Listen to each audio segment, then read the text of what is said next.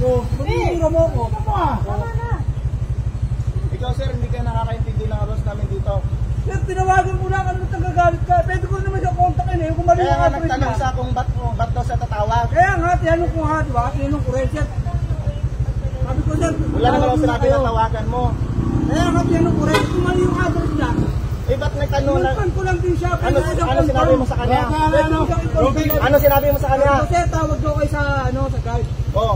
Sir, tinatawag ko siya. Tumatawag yung office namin doon, tinatawagan mo. O, ba't pwede naman eh? Kung customer ko yun eh. Tatanong ka pa. Oo, tatanong ka pa. Yung customer ko, pwede ko siyang tawagan.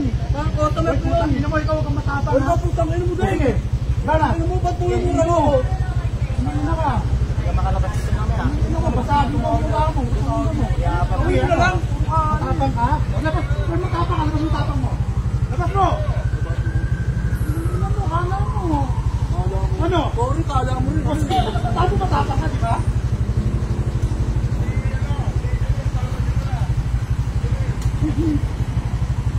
Alam mo kung sino ka. Hindi ka nakatindi ng arroz namin dito. Sumunod ka. Sumusunod ako. Tinawagan ko lang ang customer ko. Ba't masama ba yun? Eh, ba't sir? Ha? O, ba't pwede ko kausapin niya? Customer ko yan. Sumigaw! Sumigaw! Pwede ko kausapin niya. Customer ko yan eh. O, tatawagan ko. Kasi ko ayaw na magpapasok.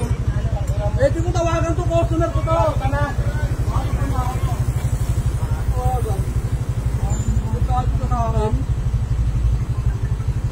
Tinawagan ko lang. Galit na galit ka. Eh, customer ko to eh. Ano eh? Bobo ka, tanga. Pasok ka na. Pawatili ka, di ba? Hindi na. Gago, ba't papasok? Ano eh? Siya pala ba rin dito?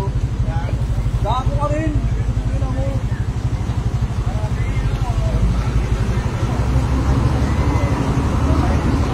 Ito, tapos mo. Tapos niya, wala kang nagagawa din. Napasigot ka dito eh.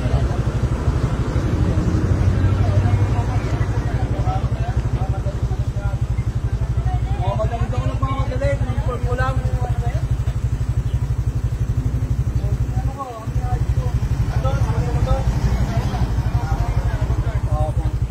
Tapon mo.